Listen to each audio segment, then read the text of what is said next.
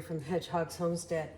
So last night we did some tomatoes and I'm just taking off the rims. We're gonna put those away.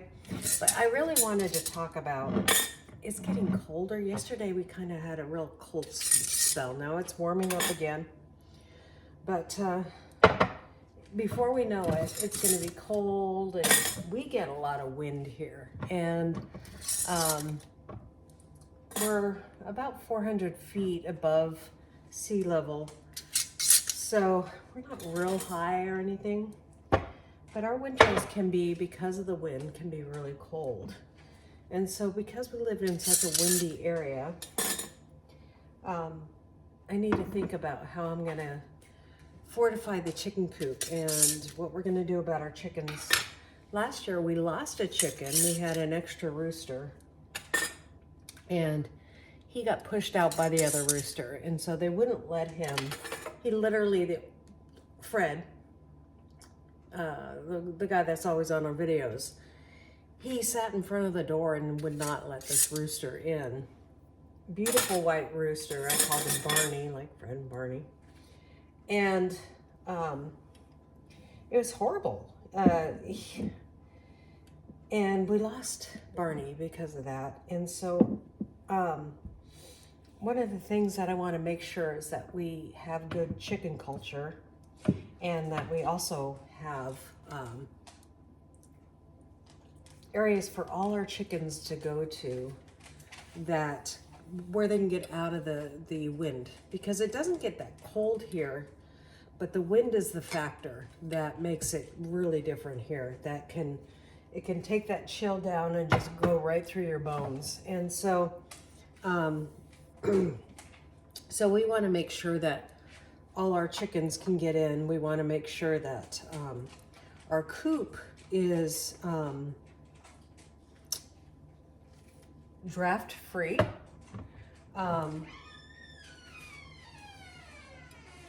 And what I mean by that is just making sure that there's no like big drafts where wind can get in. Another problem with our coop is that sometimes the door will open with wind. So I need to make sure that that's happening. And I'm washing these off really good before I put them away. I don't like any sugars to be on the outside, and it also makes sure when I wipe them off really good that they're totally sealed, which they are. They're great. We made spaghetti sauce yesterday, and so I like to let them sit overnight on the counter and then give them a good wipe down before I put them away so they don't attract ants or anything like that with the sugars on the outside. So, which the top is always clean, but you know, just little drippies that you get around the bottom. So that's what I'm gonna do today. I'm just gonna make sure that our coop is, or take notes of what I need to fix on our coop. And I'll show you that later in just a few minutes. But first I have to get more broccoli out on the patio so it can sit in the sun for a while and adjust and harden off.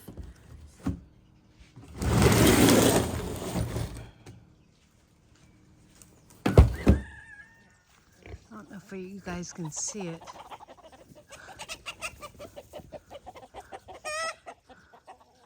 My cat, the hunter of all things. Let's talk about chicken runs a little bit, and chicken. We are going to put up a new chicken run for our chickens soon. This fence is hot now, so that's why we're kind of delaying on it. Check their food while I'm out here. Everybody is laying now. Oh, they need some food. So I'll bring some food out to them in a little bit. They have water. But when we designed this coop, we designed it really low to the ground with a hole because we had ducks in here at the same time. And there were 2 female ducks. You can keep female ducks with chickens, but not male ducks, because they will try to mate the chickens and they get really aggressive. So we have boards in there that they can jump on, but we have a vent on the top, that stays open even in the winter here because it lets the airflow go through there, and keeps any predators out at the same time. But we don't have a way to close that. So I would like to make a door here. They can get away from the wind though, so I'm not too worried. As long as there's not too many chickens in your space and they can get away from the wind. Oh, he's freaking out because of her. So he doesn't want her around his chickens. Yeah. Hey, Fred. So Fred won't let any other males in his area. And so that's why the other two roosters are free ranging, and they're free ranging with a chicken, which I'm going to get in here eventually because she's not egg laying yet. And so I would like to get that fixed up. Another thing that we need to kind of fix up is this door. Put some trim on it so that we don't have air going in through here. It hasn't been a problem. We have these two holes here. It hasn't been a real problem. What I'm going to do is get some fresh bedding in there, fresh bedding, straw, whatever, just so that they have a warm place to go. They don't need it insulated here in Tennessee, but up north you would insulate that coop and just have it really protected against the cold. But here in Tennessee, and if you're in a mild climate, you just need to really protect them from the wind because our cold snaps aren't that long. If your cold snap is really long, really get some straw and some good stuff in there where they can bury themselves. Same with our pigs here. We add straw when it gets really wet. Mrs. Picklesworth, what are you doing? You trying to bury my hose? Hey, you trying to bury my hose? Don't eat my hose.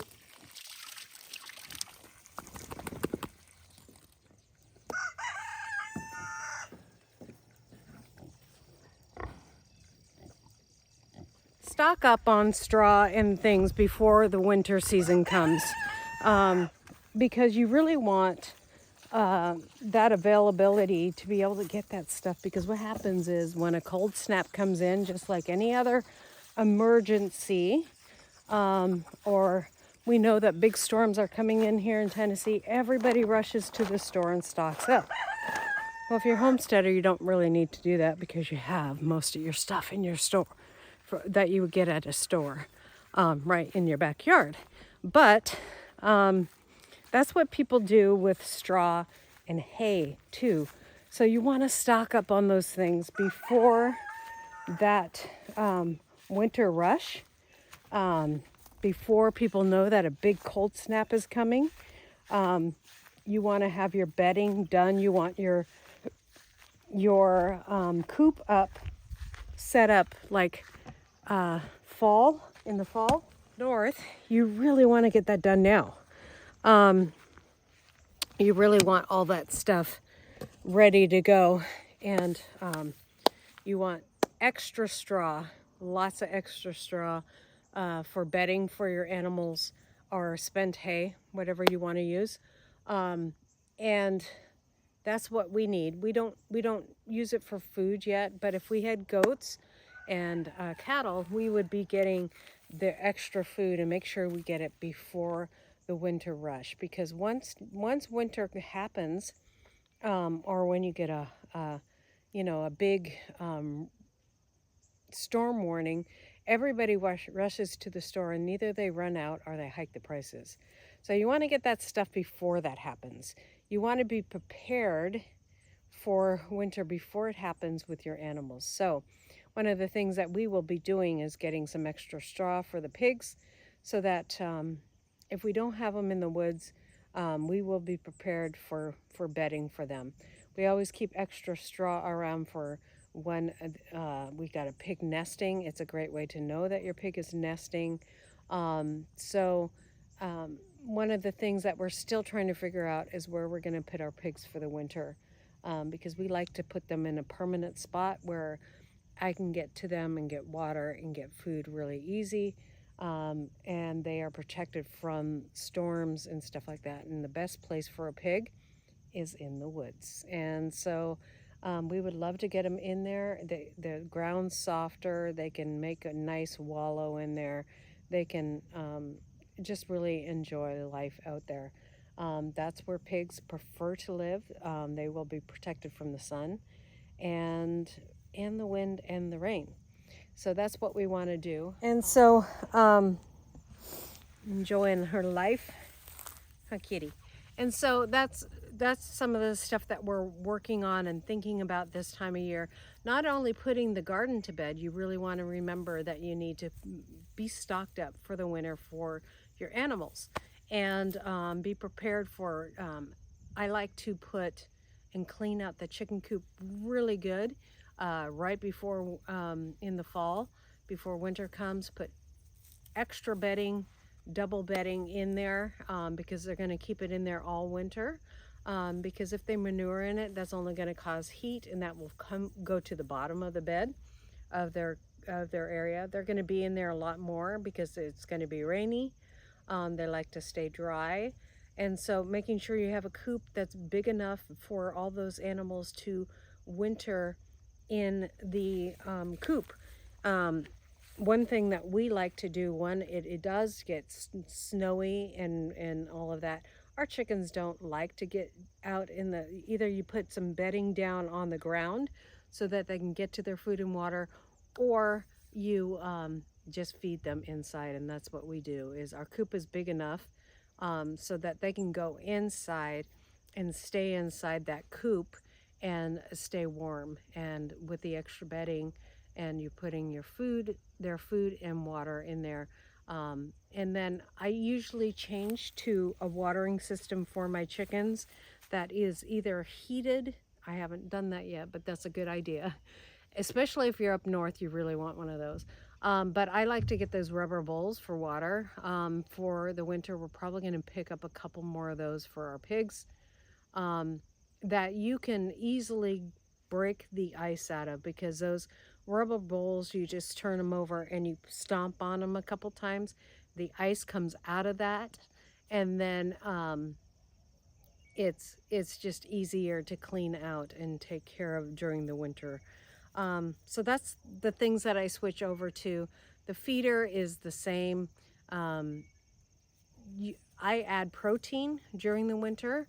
We just bought some sunflower meal to add to their food so that they're more likely to lay as long as they can. We don't add extra light, but that's another thing that you can do for your chickens over the winter, is you add that extra light for those extra hours so that they lay more.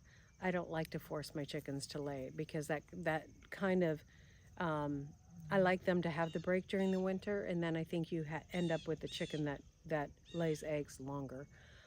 So just having that straw, if you have one of those coops where you have a run, you can always put bales of straw around that run, just to give them a little wind protection if you're going to have them go outside. Just having them go outside in the light is nice, even in the winter.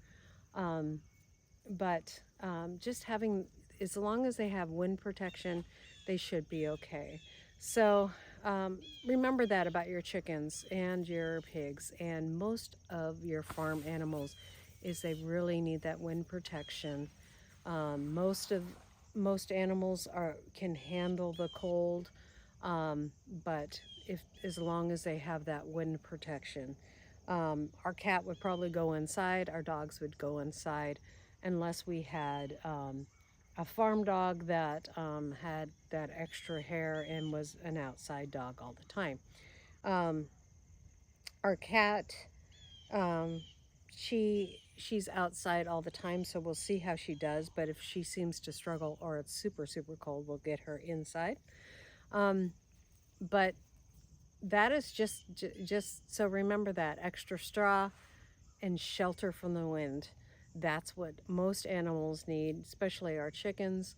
And make sure that you don't have, if you have problems with behaviors from your chickens, or you have free-ranging chickens, make sure that none of them are kept out, because sometimes you have behaviors with chickens that they'll keep them out, like Fred did to Barney last year.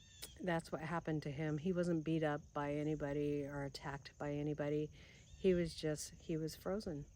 He was trying to protect himself on the other side of the coop from the wind, and so make sure you keep those chickens out of that wind. God bless, and I hope you enjoy this video, and we'll see you next time here on Hedgehog's Homestead.